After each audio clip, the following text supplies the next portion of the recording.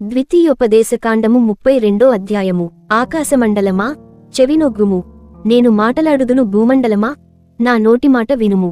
నా ఉపదేశము వానవలె కురియును, నా వాక్యము మంచువలెను లేతగడ్డిమీద పడు చినుకులవలెను పచ్చికమీద కురియు వర్షమువలెను ఉండును. నేను యెహోవా నామమును ప్రకటించదను, మన దేవుని మహాత్మ్యమును కొనియాడుడి. ఆయన ఆశ్రయదుర్గముగా నున్నాడు. ఆయన కార్యము సంపూర్ణము, ఆయన చర్యలన్నీయు న్యాయములు. ఆయన నిర్దోషియై నమ్ముకొనదగిన దేవుడు. ఆయన నీతిపరుడు, యథార్థవంతుడు. వారు తమ్ము చెరుపుకొనిరి, ఆయన పుత్రులు కారు. వారు కళంకులు, మూర్ఖతగల వక్రవంశము, బుద్ధిలేని అవివేకజనమా, ఇట్లు యెహోవాకు ప్రతికారము చేయుదురా? ఆయన నిన్ను సృష్టించిన తండ్రికాడా? ఆయనే నిన్ను పుట్టించి స్థాపించెను. పూర్వదినములను జ్ఞాపకము చేసుకొనుము, తరతరముల సంవత్సరములను తలంచుకొనుము. నీ తండ్రిని అడుగుము, అతడు నీకు తెలుపును. నీ పెద్దలను అడుగుము, వారు నీతో చెప్పుదురు. మహోన్నతుడు జనములకు వారి స్వాస్థ్యములను విభాగించినప్పుడు, నరజాతులను ప్రత్యేకించినప్పుడు, ఇశ్రాయేలీయుల లెక్కను బట్టి ప్రజలకు సరిహద్దులను నియమించెను. యెహోవా వంతు ఆయన జనమే, ఆయన స్వాస్థ్యభాగము యాకోబే. అరణ్య ప్రదేశములోను భీకరధ్వనిగల పాడైన ఎడారిలోను వాని కనుగొని ఆవరించి పరామర్శించి తన కనుపాపను వలె వాని కాపాడెను.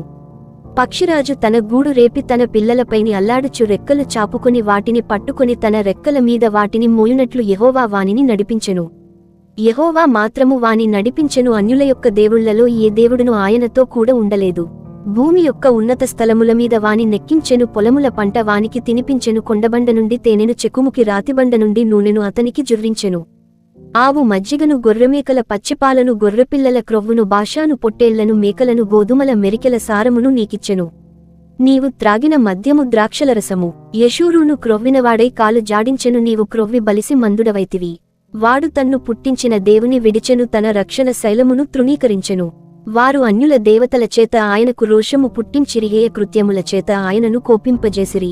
వారు దేవత్వములేని దయ్యములకు, తామెరుగని దేవతలకు, క్రొత్తగా పుట్టిన దేవతలకు, తమ పితరులు భయపడని దేవతలకు బలి అర్పించిరి. నిన్ను పుట్టించిన ఆశ్రయదుర్గమును విసర్జించితివి. నిన్ను కనిన దేవుని మరచితివి. యెహోవా దానిని చూచెను. తన కుమారుల మీదను కుమార్తెల మీదను క్రోధపడెను, వారిని అసహించుకొనెను.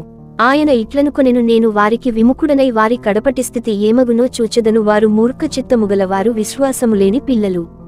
వారు దైవము కానిదాని వలన నాకు రోషము పుట్టించిరి, తమ వ్యర్థ ప్రవర్తన వలన నాకు ఆగ్రహము పుట్టించిరి. కాబట్టి జనము కాని వారి వలన వారికి రోషము పుట్టింతును, అవివేక జనము వలన వారికి కోపము పుట్టింతును.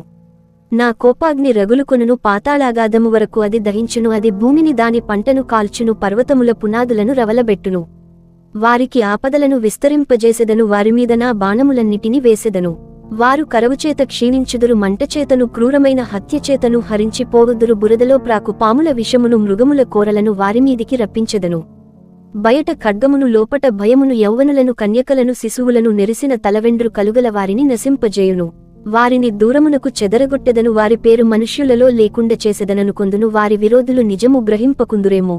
ఇదంతయు యెహోవా చేసినది కాదు, మా బలముచేత వారిని గెలిచితిమి అని వారనుకొందురేమో. విరోధి గర్వమునకు భయపడి చెదరగొట్టలేదు. వారు ఆలోచనలేని జనము, వారిలో వివేచనలేదు. వారు జ్ఞానము తెచ్చుకొని దీని తలపోసి తమ కడవరి స్థితి యోచించుట మేలు. తమ ఆశ్రయదుర్గము వారిని అమ్మివేయని ఎడల, యెహోవా వారిని అప్పగింపని ఎడల, ఒక్కడు ఎట్లు 1000 మందిని తరుమును, ఇద్దరు ఎట్లు 10,000 మందిని పారదోలుదురు? వారి ఆశ్రయదుర్గము మన ఆశ్రయదుర్గము వంటిది కాదు, ఇందుకు మన శత్రువులే తీర్పరులు. వారి ద్రాక్షావల్లి సొదొమ ద్రాక్షావల్లి, అది గొమొర్రా పొలములలో పుట్టినది. వారి ద్రాక్షపండ్లు పిచ్చి ద్రాక్షపండ్లు, వాటి గెలలు చేదైనవి. వారి ద్రాక్షారసము క్రూరసర్పముల విషము, నాగుపాముల క్రూర విషము. ఇది నా యొద్ద మరుగుపడియుండలేదా? నా నిధులలో ముద్రింపబడియుండలేదా? వారి కాలు జారుకాలమున పగతీర్చుటయు ప్రతిఫలమిచ్చుటయు నావే.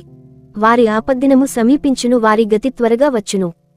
వారికాధారము లేకపోవును, నిర్బంధింపబడిన వాడును, స్వతంత్రుడును లేకపోవును. యెహోవా చూచును, తన సేవకులను గూర్చి సంతాపపడును.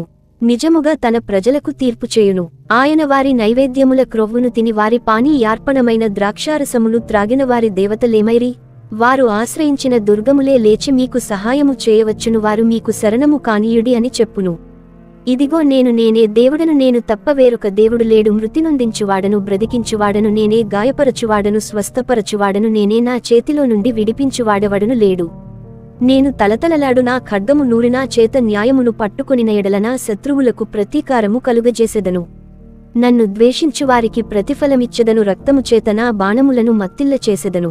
చంపబడిన వారి రక్తమును చెరపట్టబడిన వారి రక్తమును శత్రువులలో వీరుల తలలను నా ఖడ్గము భక్షించును. నేను ఆకాశము తట్టు నా హస్తమెత్తినా శాశ్వత జీవము తోడని ప్రమాణము చేయుచున్నాను.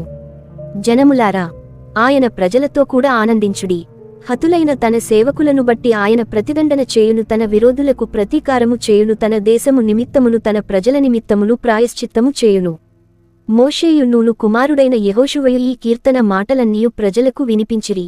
మరియు మోషే ఈ మాటలన్నీయు ఇశ్రాయేలీయులందరితో చెప్పి చాలించి మరల వారితో ఇట్లనెను, మీతో సాక్ష్యముగా నేడు నేను పలికిన మాటలన్నిటిని మీ మన అస్సులలో పెట్టుకుని మీ సంతతి వారు ఈ ధర్మశాస్త్ర వాక్యములన్నిటిని అనుసరించి నడుచుకొనవలెనని వారికాజ్ఞాపింపవలెను.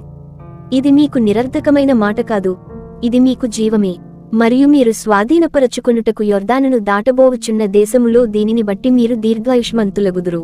ఆ దినమున యెహోవా మోషేతో ఇట్లనెను, యెరికో ఎదుటనున్న మోయాబు దేశమందలి అబారీ మను ఈ పర్వతము అనగా నెబోకొండ ఎక్కి నేను ఇశ్రాయేలీయులకు స్వాస్థ్యముగా ఇచ్చుచున్న కనాను దేశమును చూచి నీ సహోదరుడైన అహరోను హోరు కొండమీద మృతిబొంది తన స్వజనుల యొద్దకు చేరినట్లు నీవు ఎక్కబోవుచున్న కొండమీద మృతిబొంది నీ స్వజనుల యొద్దకు చేరుదువు.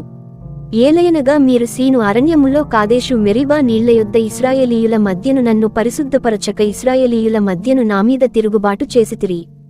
ఎదురుగా ఆ దేశమును చూచెదవు, కాని నేను ఇశ్రాయేలీయులకిచ్చుచున్న ఆ దేశమున నీవు ప్రవేశింపవు.